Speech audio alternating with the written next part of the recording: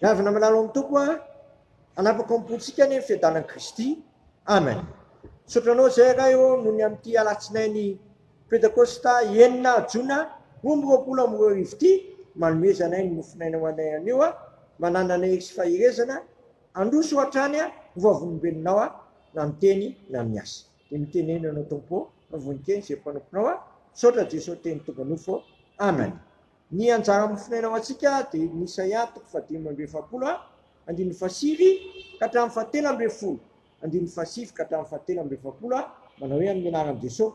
Loza zay miady amin'ny namorona azy, tavilany isan'ny tavilany amin'ny tany any ireny. Tanimanga va ilaza ny mpanefa azy hoe inona no ataonao na ny asanao va anao hoe tsy manantanana izy. Loza zay miteny amin'ny drainy hoe inona no naterakao na amin'ny reniny hoe inona no laoky ny kiponao. Zao no lazain'i Jehova ny Ray Masin'i Israely dia namorona azy ny amin'ny zavatra ho avy no anontaniho ahy ary ny zanako sy ny asan'ny tanako dia oka didiko ihany.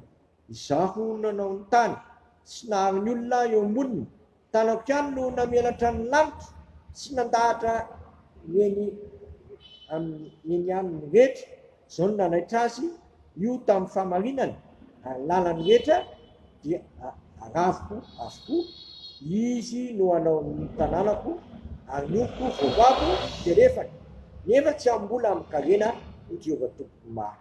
Zao no lazain'i Jehova ny vokatry ny fisasarany Egypta sy ny tombako Etiopia sy ny Sabeanina olona lava tsanganana afinao aminao ka ho anao zany ary anaraka anao reo avy amin'ny gadra izy ary akohoka andady eo anatrenao dia fo aminao hoe ataonao tokoa Andriamanitra ary tsy misy Andriamanitra afa-tsy izy ihany.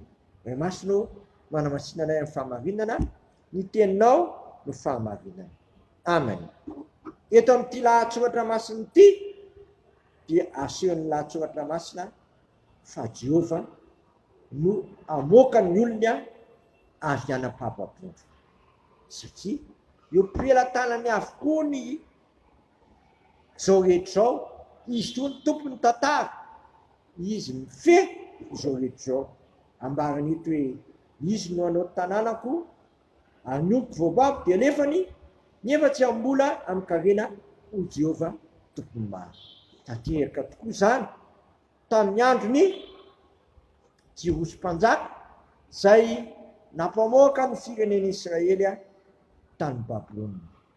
Dia ny mpanjakany Persa dia namoaka didy izy hoe ny firenena rehetra zay voababo dia mahazo verina amin'ny taniny fa izy no iraky ny Andriamanitra ny lanitra.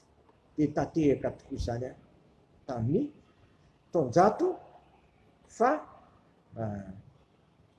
tamin'ny 538 tafaverina amin'ny tany Jiosy satria namoaka didika io misy mpanjaka hoe mahazo verina amin'ny tany ny dôly ny firenena rehetra voababo. Yavana tanteraka ao amin'i Jesosy Kristy koa ny fanafahana azy fanafahananao zay voababo ny foatana tsy nandevoziny foatana satria izy mihitsy nefa niteny hoe raha ny zanaka no afaka anareo dia ho afaka tokoa ianareo. Fomba nantonany an'i Jesosy Kristy fefa nantsona ho amin'ny fanafahana sy fahafahana ianareo amin'ny alalan'i Jesosy Kristy ety antsika amin'ny fitiavana tsy mety levy. Amen. Dia raha sy misaotra anao zay raha eo fa mbola mahay manafaka anay ianao, mahay manavitra anay ianao amin'ny alalan'ilay zanakao. Dia ataovy mino an'ilay zanakao zay fa izy reny ihany no mahay manafaka anay sy mahay manapatapaka ny fahatongana sy mandavarava ny zika zay entina andevozana anay. Isitrakay ny ary hivavaka io anay zay nandany masina ane ny naranao tonga ane ny fanjakanao ataony sitraponao dia tany tahaka ny an-danitra mineniny ny anina sahazo anay amin'ny mamelany erokay tahaka namelana zay meloka taminay izany mitondra anay mifakapana fa manafanay amin'ny ratsy anao fanjakana sy ny hery amin'ny voninahitra manakizay. Amen. Tanterahany tompo amintsika ane zao todrano zao amin'ny fiadanan'Andriamanitra zay mihoatra no fahalalana rehetra amin'ny fonareo sy ny hevitrareo amin'ny Kristy Jesosy. Matoky zay mianatra anareo sady izy ihany nefa zany. Amen. Voninahitra ane ho an'Andriamanitra ihany amin'ny anarany Ray sy Zanaka ary fanahy masina. Amen.